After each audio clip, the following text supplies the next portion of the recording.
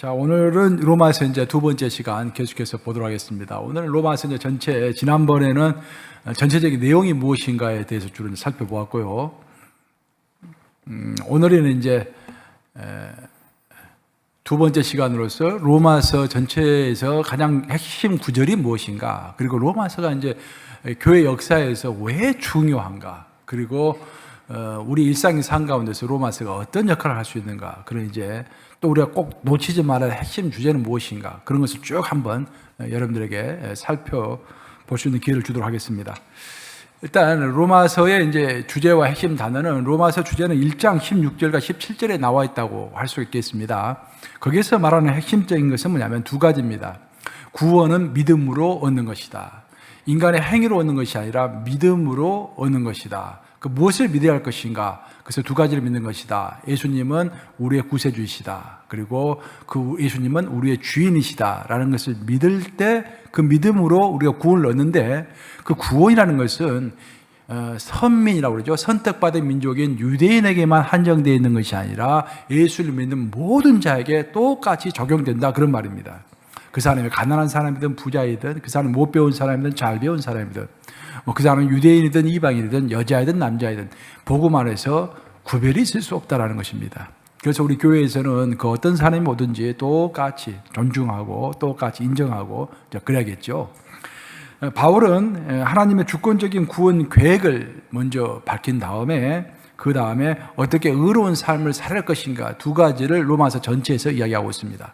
지난주에 제가 이야기했는데, 로마서를 보면 전체적인 주제가 1장부터 11장까지, 그 12장부터 16장까지 이렇게 두 파트로 나눠진다고 그랬죠. 첫 번째는 교리 파트이고 두 번째는 생활 파트입니다. 우리가 교리를 교회에서 많이 배우는데, 배우는 것만 가지고는 아무 쓸모가 없죠. 배우는 것을 일상의 삶에 적용을 해야죠. 사도 바울이 우리에게 이야기하고자 하는 핵심적인 내용은 뭐냐면은, 그것은 사도 바울의 이야기가 아니라 하나님의 말씀이라고 할 수가 있는데, 교리와 실천은 동전의 양면이다라는 것입니다. 그래서 내가 아는 것을 실천하지 않고 있다고 한다면 모르는 거예요, 그것은. 그렇죠?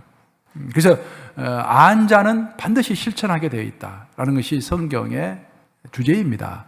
그래서 우리가 그것을 잘 우리 삶 가운데 하면 돌아봐야 돼요. 내가 어떤 하나님의 말씀을 지금 현재 적용하지 못하고 하나님의 뜻대로 살고 있지 못하다고 한다면 내가 아직 제대로 모르고 있을 확률이 높습니다. 하나님의 그 지엄하심, 어마어마하게 높으신 영광, 또 마지막 심판, 하나님의 나를 지켜보심, 그런 모든 것들을 제대로 우리가 공부하고 알고 있다고 한다면 행동하지 않을 수가 없죠. 그것이 사도 바울의 이제 주장이에요. 그렇기 때문에 사도 바울은 항상 서신서를 쓸 때 전반부 파트에서는 교리 부분을 이야기하고 있고, 후반부 파트에서는 교리를 알았으면 당연히 행동해야 한다라는 측면에서 교리의 적용에 대해서, 우리 신앙 생활에 대해서 이야기를 하고 있는 것입니다. 로마서를 보면은 자주 나오는 단어가 있어요. 가장 많이 나오는 단어가 의라는 단어와 믿음이라는 단어입니다. 믿음과 의는 긴밀한 연관관계가 있죠. 우리가 믿음으로 구원을 얻으면 의인이 되는 것이죠. 그래서 믿음은 우리가 의인으로 가는 어떤 수단입니다, 수단. 그래서 우리 목표는 의인이 되는 거예요, 의인이. 근데 그 의인이 되려면 믿음으로 예수님을 따라야만이 우리가 의인이 될 수 있는 것이죠. 그래서 믿음이 무엇인지, 의가 무엇인지, 내가 나중에 오늘 다 설명할 거예요. 믿음이 무엇인지, 의가 무엇인지 많이 설명하고 있고요. 특별히 율법도 이제 그 단어가 많이 나옵니다. 율법은 예수를 믿는 것과 율법이 어떤 차이가 있는가, 그 차이를 설명하기 위해서 율법이라는 단어가 많이 나오죠. 그리고 모든 사람들이라는 단어가 많이 나옵니다. 즉 하나님의 은혜와 구원의 원리는 어떤 차별이 있을 수 없다, 모든 사람에게 똑같이 적용된다라는 의미에서 모든 사람이라는 단어가 많이 나옵니다. 그리고 죄라는 단어가 많이 나오죠. 죄를 알아야만이, 우리가 우리의 죄를 알아야만이 그 다음부터 우리가 의인이 될 필요가 생기는 것이죠. 그래서 이제 성경에서 말하는 인간과 세상이 말하는 인간이 많이 다릅니다. 세상은 선서를 이제 주장하죠. 예를 들어서 21세기의 최고의 사상은, 이제 최고로 영향을 많이 미치고 있는 사상은 뉴에이지, 그죠? 뉴에이지 사상과 포스트 모던 사상과 인본주의적인 자연주의적인 사상입니다. 그 모든 사상의 그 깨뚫고 있는 핵심은 뭐냐면은 인간을 믿는 것입니다. 인간을 믿는 거야. 인간은 스스로 발전할 수 있고 스스로 진보할 수 있고 스스로 이상사를 만들 수 있고 스스로 협력할 수 있고 그런 인간의 긍정적인 면을 100% 믿는 거예요. 특히 뉴에이지는 굉장히 위험한 사상입니다. 뉴에이지는 어떤 사상이냐면은 우리 인간 안에 신이 있다는 거예요. 우리가 원래 신의 모습으로 다가설 수 있는데 아직 우리가 잠시 그 모습을 희미하게 잃어버렸을 뿐이지 계속 우리가 우리 내면을 발전시켜 가면은 우리가 신이 될 수 있다는 거예요. 그러니까 인간을 믿되 굉장히 많이 믿는 것이죠. 이것은 학교에서 배우면 굉장히 좋은 사상 같죠. 우리로 하여금 동기부여를 하고 더 열심히 이 사회를 좋은 사회로 만들도록 우리를 인도하는 그런 것으로 이제 생각될 수가 있습니다. 하지만 하나님은 절대 그렇게 이야기하지 않습니다. 하나님은 인간은 잉태될 때부터 죄인이다. 그래서 우리가 인간의 본성을 알려면 바벨탑 이야기를 생각하면 돼요. 바벨탑은 왜 바벨탑을 쌓았습니까? 우리가 하나님과 같이 되리라. 그들이 하나님과 같이 되리라고 믿었기 때문에 바벨탑을 쌓은 거예요. 이제 그것이 세상이 보는 관점과 하나님이 보는 관점의 큰 차이죠. 결론적으로 다시 이야기하면은 성경에서 사도 바울이 이야기하고 있는 것은 로마서를 통해서 이야기하고 있는 것은 모든 사람이 죄인이다라는 거예요. 모든 사람이. 왜 죄인인가를 이제 쭉 사도 바울이 설명을 하고 있는 것이죠. 그래서 로마서의 핵심적인 단어는 제일 밑에 보시면은 의인, 결국 우리의 목표는 의인이 되는 것인데 어떻게 의인이 되는 것인가라는 것을 사도 바울이 1장부터 11장까지 쭉 설명을 하고 있죠. 그리고 12장부터 그럼 의인은 어떻게 살아야 할 것인가라는 것들을 또한 설명하고 있는 것입니다. 자, 로마서 핵심 구절 한번 같이 읽어보겠습니다. 첫 번째 파트 16절과 17절 같이 읽습니다. 시작. 내가 복음을 부끄러워하지 아니하노니 이 복음은 모든 믿는 자에게 구원을 주시는 하나님의 능력이 됨이라. 먼저는 유대인에게요 그리고 헬라인에게로다. 복음에는 하나님의 의가 나타나서 믿음으로 믿음에 이르게 하나니 기록된 바 오직 의인은 믿음으로 말미암아 살리라 한가 같으니라. 아까 제가 말씀드렸죠. 이 구절이 로마서 핵심 구절이라고 제가 말씀드렸죠. 아까 모든 믿는 자에게 구원을 주시는 하나님의 능력이 있는데 그것은 그 모든 자에게 구원을 주시는 하나님의 능력은 오직 예수 그리스도를 통해서 구원을 얻는다는 거예요. 그러니까 우리 기독교는요 예수 그리스도예요. 예수 그리스도. 성부 하나님 아니에요. 성부 하나님에게 나아가기 위해서 예수 그리스도가 필요한 것입니다. 예수 그리스도를 통해서 성부 하나님께 나아가는 거예요. 우리는 예수 그리스도예요. 그래서 그 한 의, 율법 외에 한 의가 나타났었는데 그래서 그 한 의는 하나님께 다가설 수 있는 한 의는 오직 예수이다. 그리고 제일 밑에 보시면은 오직 의인은 믿음으로 말미암아 살리라라고 했죠. 의인은 믿음으로 말미암아 살리라. 즉 믿음으로 구원을 얻으리라 그런 말이죠. 행위가 아니라 믿음으로만 구원을 얻는다라고 되어 있습니다. 그 밑에 로마서 3장 21절과 22절을 보시면은 이제는 율법 외에 하나님의 한 의가 나타났으니 즉 옛날 구약 시대에는 율법이 하나님께 가는 길이었다고 한다면은 이 신약 시대에는 또 다른 하나님의 한 의가 나타났는데 그것은 예수 그리스도다 그 말이죠. 나타났으니 율법과 선지자들에게 증거를 받은 것이라. 이 말은 율법과 선지자들이 애언했던 것이다. 과거부터 메시아가 태어날 것이다 라고 애언했죠. 그 말을 하는 거예요. 증거를 받은 것이라 곧 예수 그리스도를 믿음으로 말미암아 모든 믿는 자에게 미치는 하나님의 의인이 차별이 없느니라. 즉 우리가 예수를 믿을 때 다른 것이 아니에요. 예수를 믿을 때 그 예수의 구세주 되심을 믿을 때죠. 그 예수의 우리의 주인 되심을 믿을 때 그때 우리가 구원을 얻는데 그 구원은 차별이 없다. 그 누구든지 똑같이 구원을 얻을 수 있다. 그런 말입니다. 로마서 핵심 구절 또 다른 구절을 보시면 이렇게 되어 있습니다. 로마서 3장 23절과 25절인데 제가 읽어드리겠습니다. 모든 사람이 죄를 범하였음에 하나님의 영광에 이르지 못하더니 그리스도 예수 안에 있는 속량으로 말미암아 하나님의 은혜로 값없이 의롭다 하심을 얻은 자 되었느니라. 즉 우리가 구원을 얻은 것은 우리의 행위로 구원을 얻은 것이 아니라 은혜로 값없이 구원을 얻었다. 그 말씀을 하시고 나서 이 말은 무슨 말이냐면은 하나님 우리를 구원해 주세요. 우리가 그렇게 한 적이 없단 말입니다. 하나님이 우리를 불쌍히 여기시고 하나님이 먼저 사랑을 보여주신 거예요. 그러니까 성경이 명확히 이야기하고 있는 것은 뭐냐면 항상 성경에서 주체하시는 분, 그러니까 먼저 건의하시고 먼저 사랑을 주시고 먼저 제안하신 분은 하나님이십니다. 그러니까 항상 주도권은 하나님이 주고 계세요. 그러니까 우리가 하늘 세계를 알아가는 것도 우리가 알아가는 게 아니에요. 우리가 아무리 노력을 해도 하늘 세계를 알 수가 없습니다. 근데 하나님이 우리에게 알려주고 싶은 만큼만 우리에게 알려주시는 거예요. 이 모든 주도권은 하나님에게 있는 것입니다. 그때 그 하나님을 의지하는 것. 근데 그 하나님이 주도권을 가지고 계시는데 우리의 모든 인생을 주도하고 우리의 모든 인생을 좌우하시는 하나님의 그 동기가 있을까, 동기. 그 동기, 예를 들어서 나는 저 인간들을 로봇처럼 좀 부려먹여야겠다, 막 괴롭혀야겠다. 그 사탄의 동기는 우리를 괴롭히는 거잖아요. 우리를 지옥에 함께 끌고 가는 것이 사탄의 목적이거든요. 자기가 사탄 이제 지옥으로 떨어질 거니까 혼자 떨어지기가 억울해서 우리를 데리고 함께 가려고 하는 것이 사탄의 목적이에요. 그런데 천만다행으로 우리 하나님의 목적은, 그 동기는 뭐다? 사랑이다, 사랑. 너무도 중요한 이야기예요. 그러니까 하나님의 동기는 사랑인 거예요. 우리는 그거 하나 믿는 것입니다.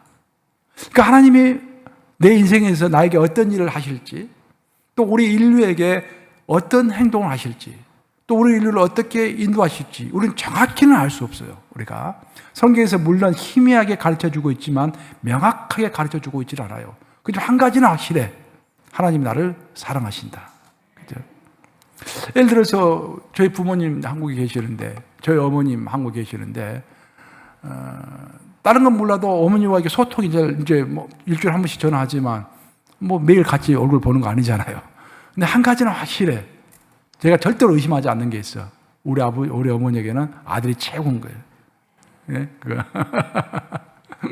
내가 이제 부모님에게 조그만 금액이지만 이제 좀 생활비를 좀 들었더니, 이제 매달 조금씩 들었더니 부모님이 어머니 이번에 추석 때 연락하다가 그런 말 생전에 하지 않으신데 그런 말 하더라고요.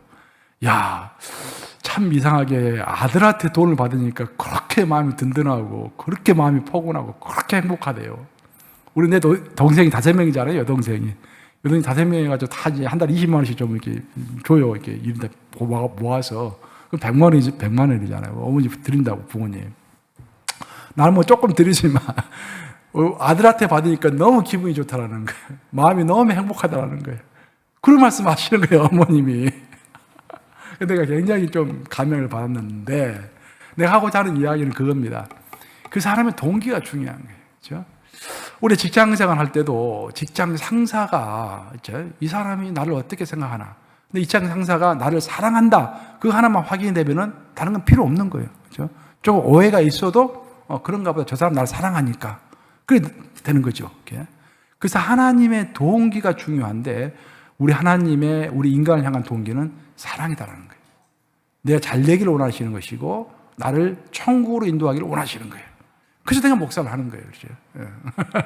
그런 것을 여러분들에게 말씀하기 위해서. 에어컨 끌까요?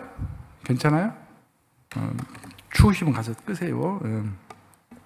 그럼 밑에 보시면은 이 예수를 하나님이 그의 피로써 믿음으로 말미암아 화목제물을 세우셨으니 이는 하나님께서 길이 참으시는 중에 전에 지은 죄를 간과하심으로 자기의 의로우심을 나타내려 하심이라.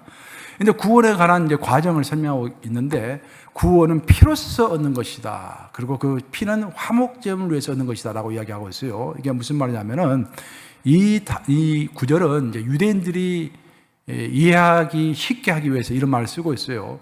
구약을 보면은 구약에서 구원을 얻는 길은 율법을 지키는 것입니다. 근데 율법을 100% 지키면 거기에 구원이 있어요. 근데 문제는 뭐냐면은 인간이 율법을 100% 지킬 수 없다라는 거예요. 아무리 노력을 해도 90%, 95%까지는 지킬 줄 모르겠지만 100% 지킬 수는 없어요. 그게 문제가 생기는 거죠. 그래서 하나님께서는 인간에게 율법을 주실 때, 모세를 통해서 율법을 주실 때 성막도 같이 주셨죠. 왜냐하면 율법을 지키기를 실패한 사람들은 죽을 수밖에 없는데, 그러면 모든 사람이 죽을 수밖에 없잖아요. 그래서 그 죽음을 방지하기 위해서 내가 율법을 지키지 못해서 죄를 지었으면 그 죄를 없애주기 위하여 하나님 계신 성소에 가서 제사를 드리면 되는 거예요. 그때 그 제사를 드릴 때 가장 중요한 것이 짐승의 피죠, 피. 피는 죄를 없애는 거예요, 항상. 그래서 예를 들어서 내가 양을 가지고 간다. 그 양을 죽여서 그 피를 받죠. 그 피를 번제단에다 바르고 그 번제단 밑에다가 또 뿌리고, 그리고 그 다 태우고, 살은 다 태우고, 그런 과정을 통해서 그 피를 통하여 죄가 없어지는 거예요. 그 피는 어떤 의미인가? 그 짐승 대신 내가 원래 죽어야 하는데, 내가 피를 흘리면서 내 죄 때문에 죽어야 하는데, 이 짐승이 나를 대신해서 피를 흘리고 죽었다라는 의미에서 그 죽음을 의미하는 거예요, 피는. 그러니까 그 죽음만이 죄를 없앨 수 있는 거예요. 그렇죠? 근데 구약에서의 짐승의 피는 내가 한 번 죄를 범했으면 그 한 번의 죄를 위하여 딱 한 번만 짐승의 피를 흘렸을 때 그 한 번만 죄의 용서를 받는 거예요. 그럼 오늘 제가 그 짐승의 피를 가지고 하나님께 제사를 드렸어.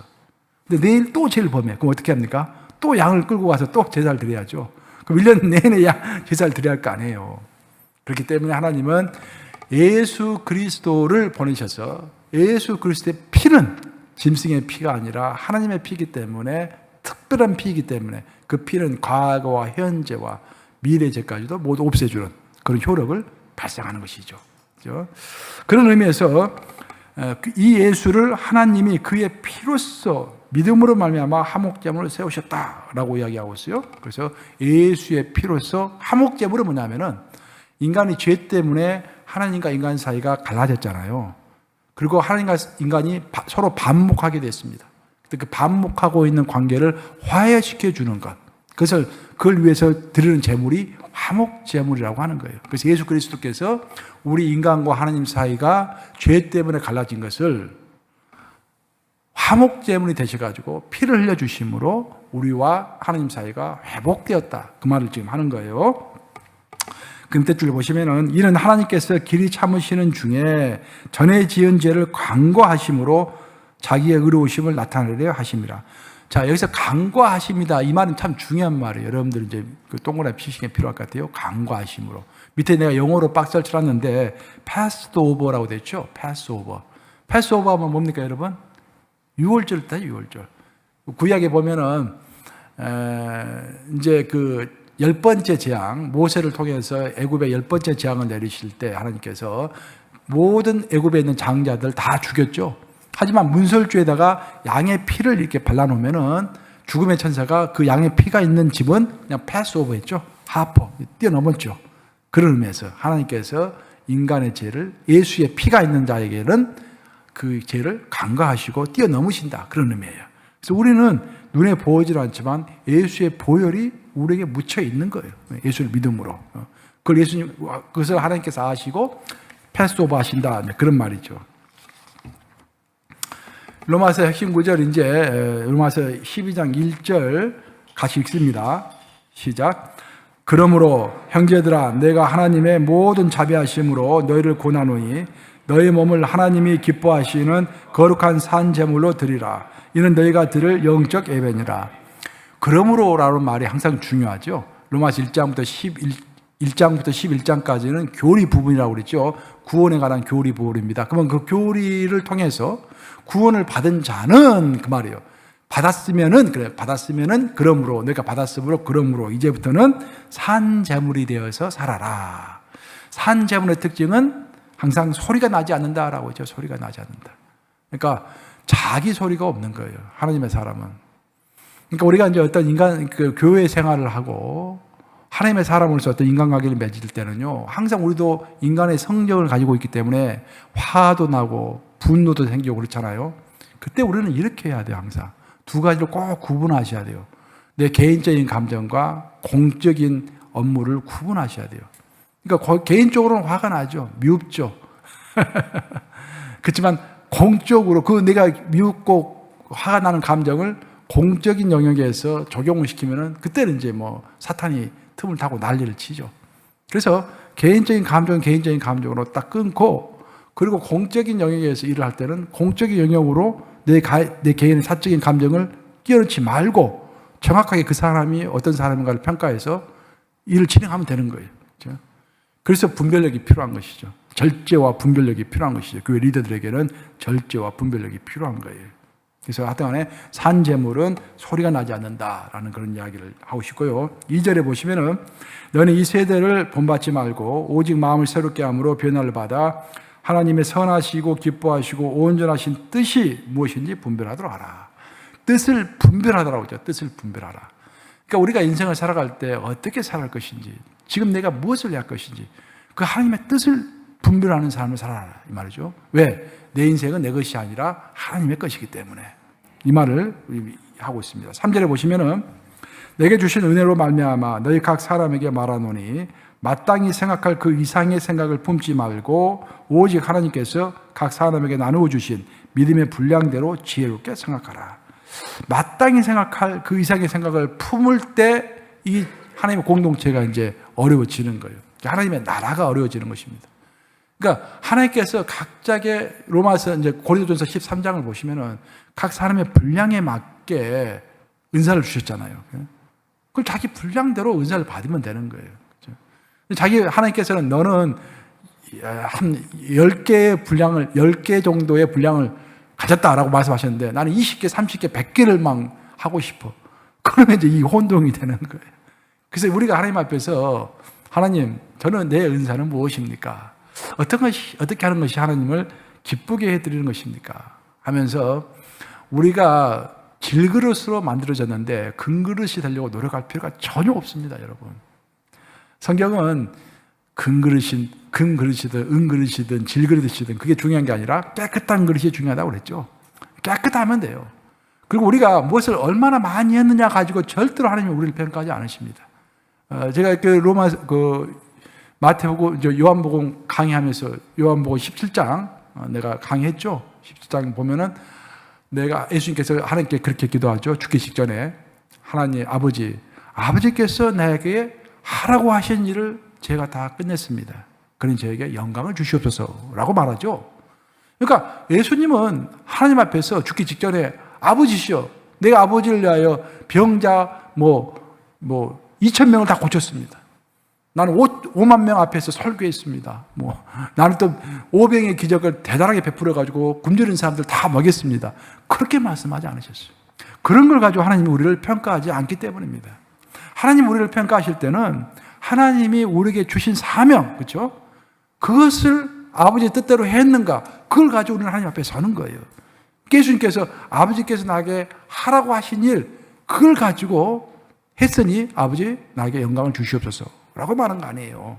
그래서 그 하나님께서 나에게 주신 사명이 무엇인가? 그 뜻을 분별하고 그리고 마땅히 생각할 이상의 생각을 품지 말고, 아니 나는 예를 들어서 내가 목사로 부르심을 받는데 내가 또 다른 분야에 가서 다른 분야까지 더 잘하려고 하면 그것도 문제가 되잖아요. 하나님 나를 목사로 부르셨으면 목사로 남아 있어야 되죠. 그것을. 그렇죠? 여러분도 마찬가지. 여러분들도 평신도로 부르심을 받아가지고 세상에서 아주 뛰어난 사학가이고 뛰어난 법률가이고 뛰어난 정치가라고 할지라도 교회 와서까지 그 사람이 근자에서 그 뛰어난 사람은 아니잖아요. 교회 오면 교회 와서 교회 룰을 지켜야 되고 또 교회 자기의 본분에 맞는 교회에서 일을 해야 하는 거예요. 그래서 이제 사도 바울이 이야기하는 것을 마땅히 생각할 그 이상의 생각을 품지 말라라는 그런 말도 한번 살펴보았습니다. 로마서 핵심장은 6장에서 8장 중요한데요. 거기 보면은 죄로부터 우리가 어떻게 구원을 받는지, 그리고 은혜 안에서 어떻게 균형 잡힌 삶을 사는 것인지, 그리고 성령의 능력의 힘을 얻어서 어떻게 승리하는 것인지, 이 세 가지를 이야기하고 있습니다. 즉 죄와 은혜와 성령의 승리를 이야기하고 있는데, 결론은 우리가 그 신앙의 승리나 삶의 승리는 어떤 막연한 것이 아니다라는 겁니다. 그 승리의 법칙과 삶의 법칙이 성경 속에, 하나님의 말씀 속에 명확히 나와 있다는 거예요. 그 하나님의 질서 가운데서 승리가 있고, 하나님의 질서 가운데 우리의 삶의 기쁨이 있으니까 그 삶의 질서를 잘 파악하고 따라가는 것이 필요하다라는 것이 또한 로마서가 가르쳐주는 핵심 교훈이라고 하겠습니다. 자, 이렇게 해서 이제 로마서가 말하고 있는 핵심 구절을 쭉 살펴봤고요. 지금부터는 로마서가 이제 그 교회 역사에 미친 영향을 한번 같이 살펴보도록 하겠습니다. 로마서는 대단한 책이라고 제가 몇 번 이야기했는데, 보세요. 이제 로마서는 아우구스티누스라고 되는데, 아우구스티누스가 어거스틴이죠. 어거스틴이 이제 회개했을 때 로마서를 가지고 회개를 했죠. 로마서의 구절을 가지고 회개를 했습니다. 하나님 앞에서. 그러면서 만이교, 이단 종교를 믿다가 예수님 품으로 돌아와서 그때부터 우리 기독교 역사, 2000년 역사에서 최고의 신학자로서 또 우리의 영적인 지도자로서 대단한 영향을 미쳤죠. 우리는 기독교는 어거스틴을 넘어설 수가 없습니다. 어거스틴 안에 있어요, 우리가. 어거스틴 그 큰 틀 안에서 어떤 위대한 신학자라고 할지라도 어거스틴을 인정하지 않은 신학자는 없습니다. 그렇게 아시면 돼요. 또한 종교 계획자들이 종교 계획을 일으킬 때 가장 기본으로 삼았던 책이 바로 갈라디아서와 로마서죠. 특히 마틴 루터가 로마서를 중심으로 이렇게 종교 계획을 일으켰던 것입니다. 존 웨슬리, 우리 감리교를 창시한 존 웨슬리도 선교에서 원래 미국 선교사였죠. 존 웨슬리가 미국 선교사로 조지아주에 왔었죠. 조지아주에서 선교에 크게 실패를 합니다. 뭐 자기를 통해서 영접한 사람도 없고 또 실형까지 당하고, 그래서 완전히 이 사역을 이제 그만 내려놓으려고 집으로 영국으로 돌아가는 길에 모라비안 교도들을 만나죠. 그 모라비안 교도들을 만나는데 큰 태풍이 치는데, 태풍이 쳐가지고 이제 배가 막 기우뚱 해가지고 사람들이 다 소리를 지르고 배가 뒤집어진다, 우리 다 죽었다라고 막 불안에 떨고 막 난리를 치는데 어디서 찬송가 소리가 들려오는 거예요. 이게 웬 찬송가인가 하고 봤더니 저 바다 배 밑에서 들려오는 것 같아. 그래서 웨슬리가 내려가서 봤어요. 그랬더니 어떤 한 무리가 동그랗게 원을 그리고 나서 그렇게 배가 이렇게 흔들리고 있음에도 불구하고 전혀 요동하지 않고 평화롭게 찬송가를 부르는 거야. 이 존 웨슬리가 너무 부끄러웠어요. 자기는 선교사잖아요. 선교사인데 너무 무서워가지고 벌벌 떨면서 이리저리 막 돌아다니고 있는데 이 사람들은 요동도 하지 아니하고 거기서 찬송가를 부르고 있는 거야. 그래서 당신들이 누구요? 라고 물어봤더니 우리는 모라비안 교도요 라고 그러는 거예요. 그래서 그 모라비안 교도를 통해서 존 웨슬리가 제2의 회심을 합니다. 회심. 그러니까 다시 하나님을 이렇게 영접하게 되는, 이제 다시 신앙생활을 하게 되는 그런 큰 계기를 맞아요. 근데 올드스게이트라고 하는 이제 그 스트리트가 있어요. 영국에 가보면 있어요. 제가 이제 직접 가봤는데 올드스게이트라는 그 거리가 있는데 거기에 조그만 이제 모라비안 모임이 있었어요. 그래서 모라비안 모임에 딱 갔더니 마침 그때 로마서, 그러니까 마틴 루터가 쓴 로마서 서문, 그러니까 로마서 글 자체는 아니고 로마서에 관한 그 서문이 있을 거 아니에요. 그 서문. 그러니까 마틴 루터가 이제 로마서에 대해서 설명한 그 글을 낭독하고 있었는데 존 웨슬리가 제일 뒤에서 그 말을 듣는 순간에 성령이 내려온 거예요. 제가 1999년 12월 25일 날 제가 성령 세례 받았다고, 1998년도 12월 25일 날 성령 세례 받았다고 이야기했잖아요. 그때 설교 말씀을 듣는 중에 성령이 나한테 내려왔거든요. 똑같은 경험을 존 웨슬리가 한 거예요. 특이하게도 존 웨슬리는 그 로마서 서문을 들으면서 성령 세례를 받아가지고 그때부터 이제 존 웨슬리가 새롭게 태어나는 것입니다. 그러면서 이제 우리 감리교 운동을 시작한 건데, 그래서 존 웨슬리의 신앙의 특징은 뭐냐면은 칼빈하고 가장 큰 차이는 칼빈은 처음부터 끝까지 이성적이면서 논리적이면서 교리적입니다. 굉장히 실천적이죠. 존 웨슬리는 실천, 교리 다 있지만 거기에 감정과 경험이 있어요. 체험. 존 웨슬리 체험을 굉장히 강조한 거예요.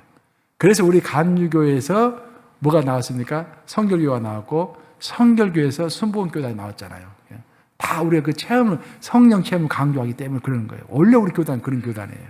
근데 이제 우리 감리교가 쭉 세월이 흐르면서 성결에 관한 부분은 성결교한테 줘버렸고 성령에 관한 성령 체험은 순복음교단을 줘버리고 그리고 또 구제, 가난한 사람들 구제하는 것은 누구에게 줬습니까? 구세군들에게 다 줘버리고, 우리는 지금 사회정의만 가지고 있는 거예요. 우리 UMC가 지금 사회정의, 저스티스. 근데 그래서 존 웨슬리가 가지고 있는 큰 어떤 그 신학의 일부분이에요. 근데 원래는 존 웨슬리는 성령 체험을 굉장히 강조했다. 그것을 좀 말씀드리고 싶고요. 그리고 보면 이제 칼 바르트에게 있어서 자유주의 신학자들의 놀이마당에 던지는 폭탄이었다라고 제가 써왔는데, 이 말은 무슨 말이냐면은 칼 바르트는요, 제가 몇 번 이야기했죠.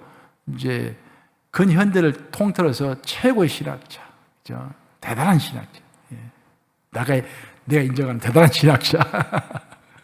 근데 대단한 신학자인데 이분이 원래 스위스에서 조그만 교회, 시골 교회에서 목회를 했어요. 시골 교회 목회. 시골에서 목회하면은 할 일이 별로 없을 거 아니에요. 성도도 한 10여 명밖에 안 되고 그러니까 별로 학교가 없을 거 아니에요. 그래서 앉아가지고 계속 성경만 들들 판 거야, 이게.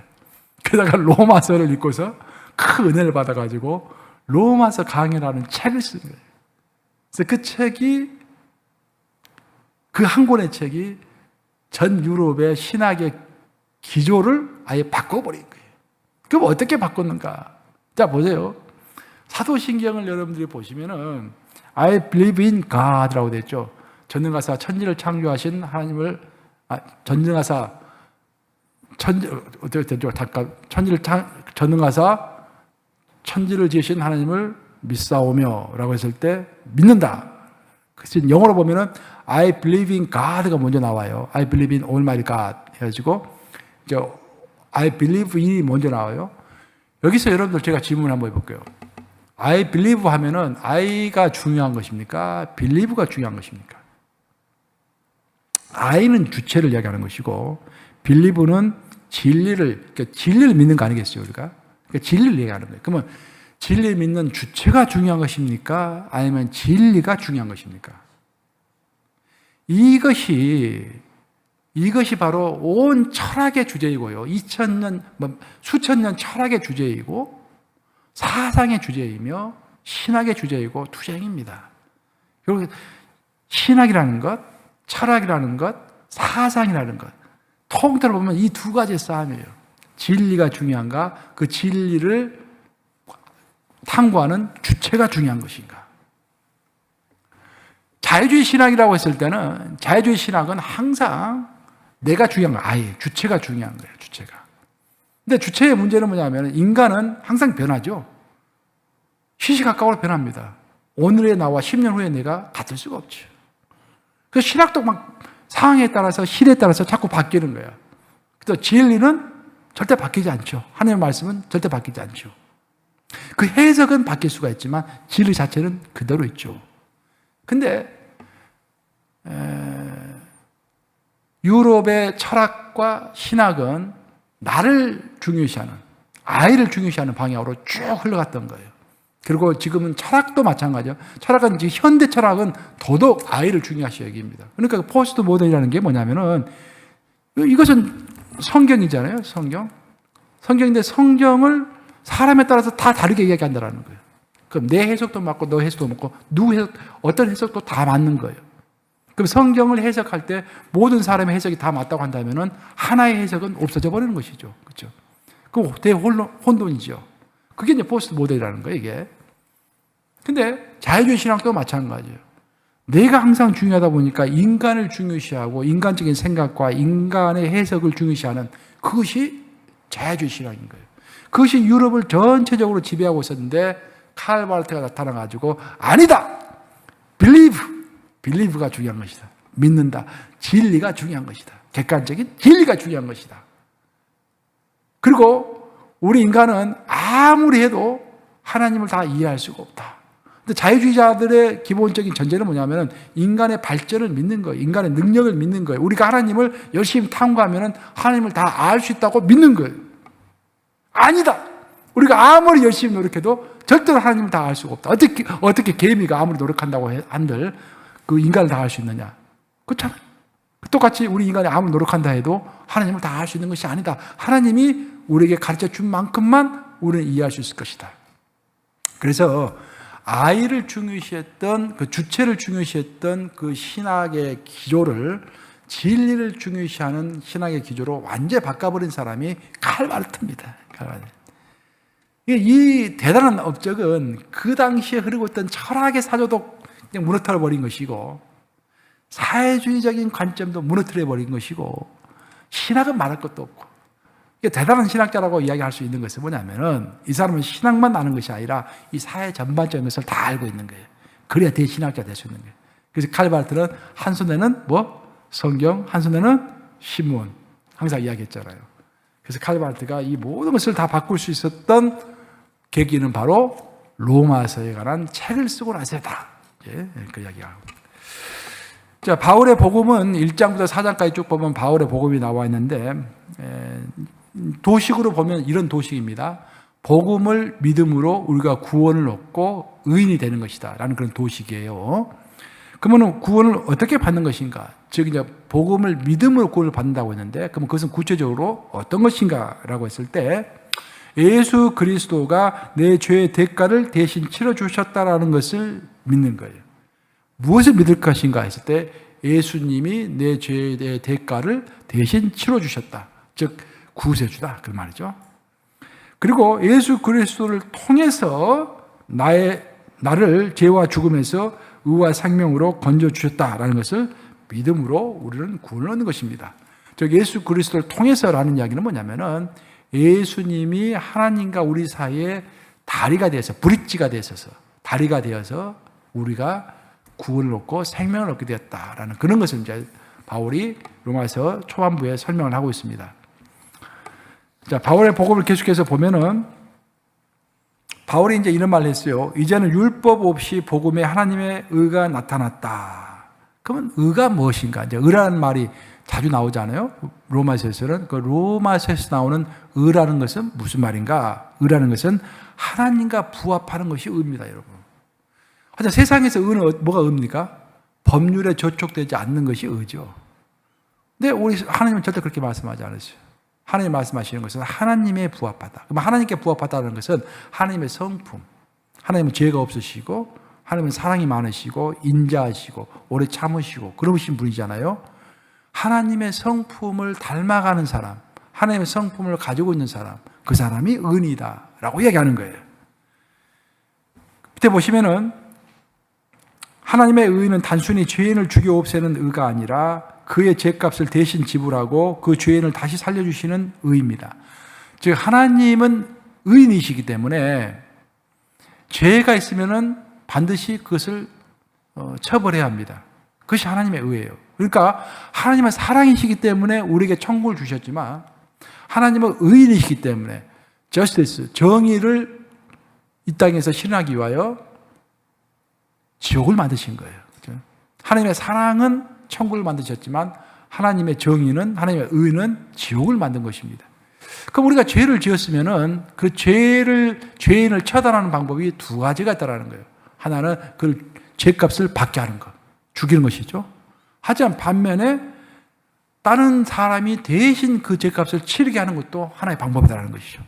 하나님께서는 신약 시대에 와서 우리의 죄값을 예수님이 대신 치르도록 하셨다는 거예요. 그리고 하나님의 의를 성취하셨다. 어찌 하나님의 의라는 것은 죄를 그냥 둘 수는 없으니까 어떤 식으로든지 죄의 문제는 해결해야 하니까. 하나님의 해결 방법이 구약과는 다르게 신약에 와서는 예수를 통해서 죄신 대값을 치르게 하셨다. 그런 말이죠. 자, 이전에는, 그러니까 구약의 시대에는 죄를 참아주셨어요, 하나님께서. 그렇지만 이 신약의 시대는 예수 그리스도를 통해서 용서해 주시는 거예요. 용서해 주는 거예요, 우리 죄를. 밑에 보면은 이제 이방인을 핑계치 못한다라고 성경에 나와 있습니다. 로마서에 나와 있습니다. 이방인을 핑계치 못해. 그럼 예를 들어서 이런 말이에요. 아니, 목사님, 신라 시대에 김유신 장군은 예수님에 대해서 한 번도 듣지 못했을 것인데 너무 억울하지 않습니까? 그 지옥 갔을 거 아니에요. 그에 대해서 사도 바울이 이야기하고 있잖아요. 두 가지를 이야기하고 있습니다.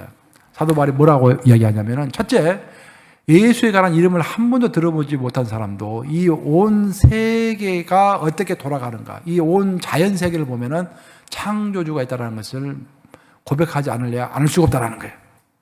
이 자연을 보면, 이 온 세상을 보면은 창조주를 알 수 있다는 것이 첫 번째이고, 두 번째, 하나님은 우리 모든 인간에게 양심을 주셨다는 양심, 마음의 율법, 양심을 마음의 율법이라고 해요. 그래서 신라시대 김유신 장군도 예수라는 이름은 몰랐을지 모르겠지만 뭔가 하나님이 있고 그 하나님이 양심을 통해서 말씀하신다는 것은 알았을 거란 말입니다.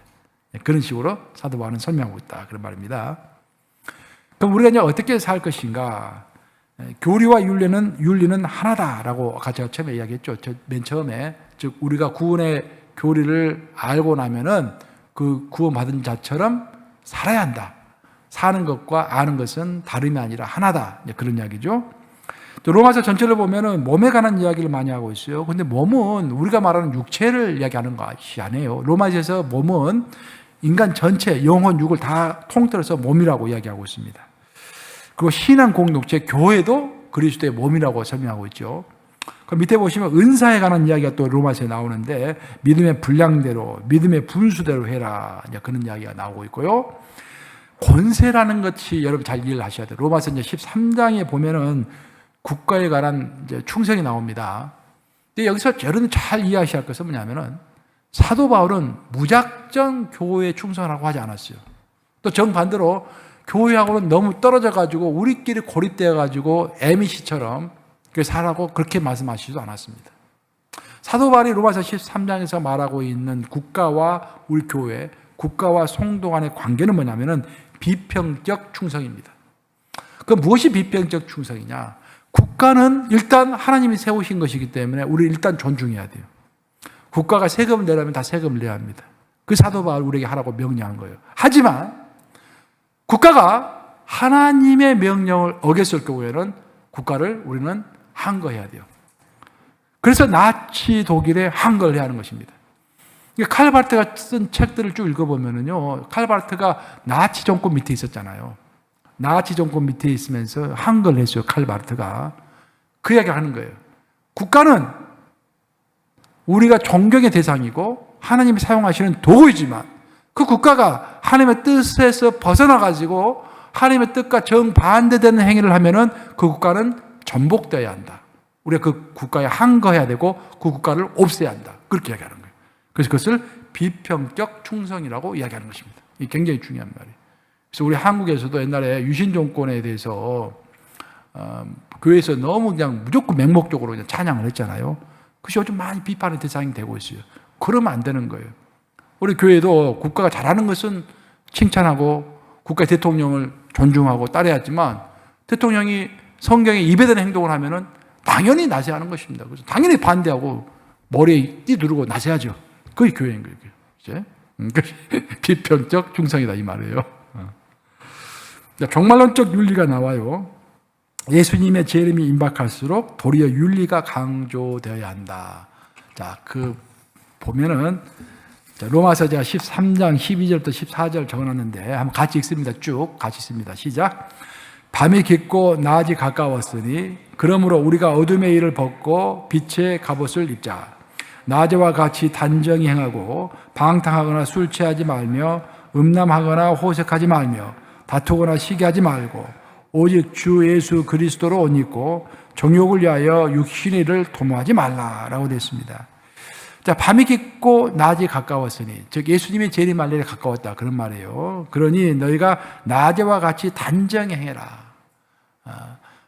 예수님이 오실 날이 가까울수록 갖고 있는 돈이 아까워가지고 막 쓰면서만 방탕하게 생활하지 말고 오히려 더 단정하게 생활하라 그런 말이에요.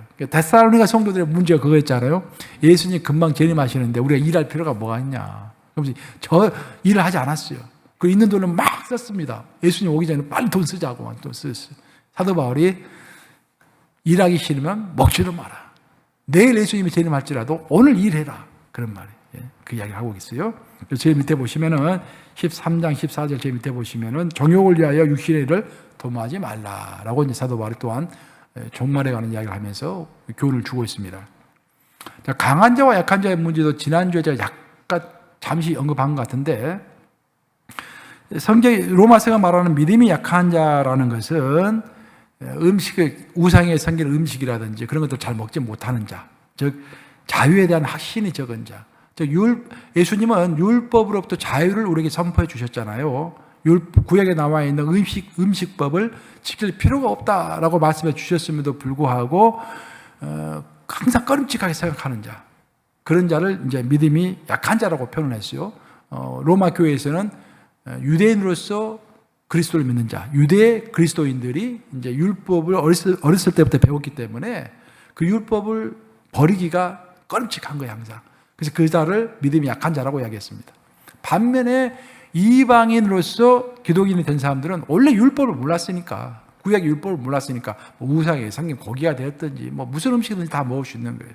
그래서 그 사람을 믿음이 강한 자라고 이제 사도 바울은 표현하고 있는 것입니다. 그러면 사도 바울의 결론이 뭔가? 즉 로마 교회는 우상에게 한번 섬겼던 제사를 드렸던 그 고기를 먹을 수 있느냐 없느냐로 좀 성도들이 싸우고 있어요. 사도 바울은 뭐라고 이야기하고 있냐면은 그것은 본질적인 문제가 아니다라는 거예요. 교회가 싸울 때는 어떤 본질적인 문제를 가지고 싸워야지 먹느냐 마느냐 피아노를 여기다 놓느냐 저기다 놓느냐 그걸 가지고 싸우지 말라는 거예요. 본질적인 문제를 가지고 싸우라. 그 이야기를 하고 있고요. 무엇보다도 행위의 동기가 중요하다는 이야기를 하고 있습니다. 즉 예를 들어서 내가 하나님 앞에서 각자가 생각하라는 거예요. 하나님, 내가 이 우상에게 섬긴 고기를 먹어도 됩니까? 했을 때 하나님이 어떤 확신을 주셨으면 그 확신 가지고 하나님 앞에서 확신을 가지고 가라라는 거예요. 그리고 만약에 하나님께서 너가 아니다, 먹으면 안 된다라는 그런 확신을 주셨다면 먹지 말라라는 거예요. 자기가 옳다는 바로 자기를 택하지 않는 자는 복이 있도다. 하지만 뭐가 문제되냐면은 내가 먹으면서도 꺼림칙하면은 그게 죄라는 거예요. 잘 들으세요, 여러분들. 어떤 문제를 해 나갈 때 이것이 성경적인 것 같기도 하고 성경적이 아닌 것 같기도 해. 근데 나는 딱 결정을 했어요. 나는 우상에 섬긴 고기를 먹겠다라고 결정을 했어. 근데 먹으면서도 뭔가 꺼림칙한데 계속 먹어. 그것이 죄라는 거예요. 죄.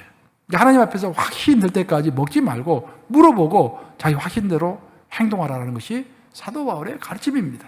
예? 그래서 판단은 하나님이 하시니까 기독인은 하나님의 심판대 앞에 설 것을 기억해야 한다.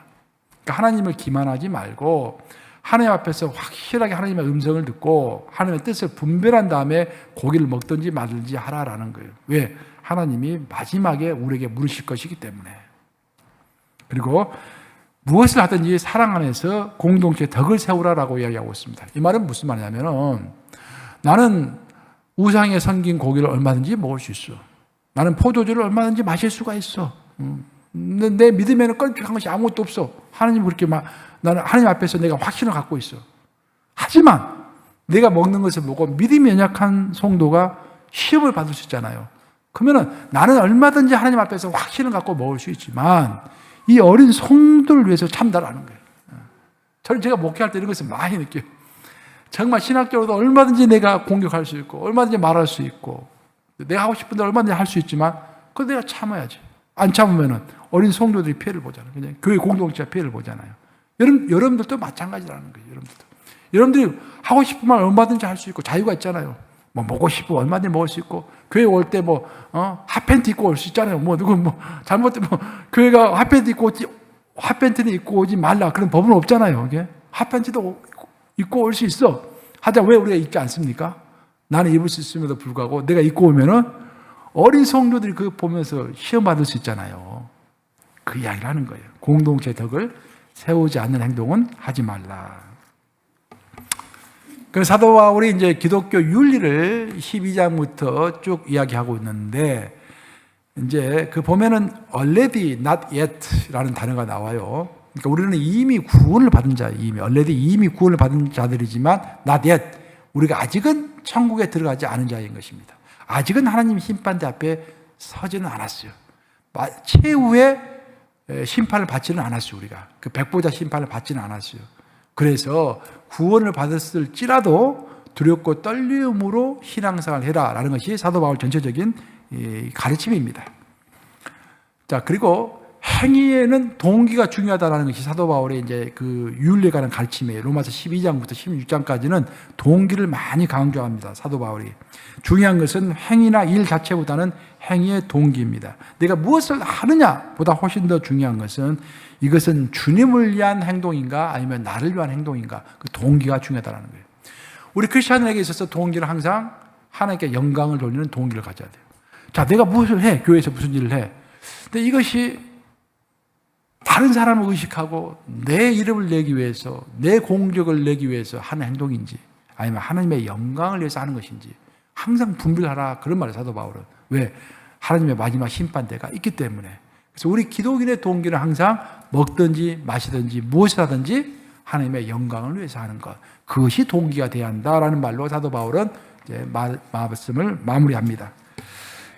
마지막으로 제가 이제 그 로마서는 구원에 관한 이야기를 쭉 하고 있으니까요. 다리와를 잠깐 설명드리고 마치도록 하겠습니다. 여러분들 이제 전도 하셔야잖아요, 전도.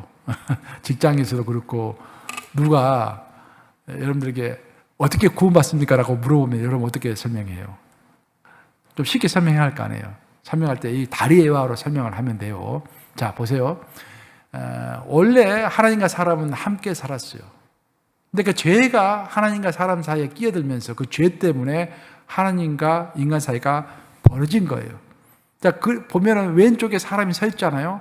그 오른쪽에 하나님이 계시는데 그 사이에 죄가 있기 때문에, 그 공간이 있기 때문에 인간이 하나님께 건너갈 수가 없는 거예요. 결국 사람은 그 옆에 두 번째 그 그림 보시면 사람은 죄 때문에 죄인이 되었고, 죄는 반드시 심판을 가져오고 그 심판의 결론은 사망입니다. 죄의 결론은 사망입니다. 죽는 것입니다. 그것이 인간의 상태였다라는 거예요.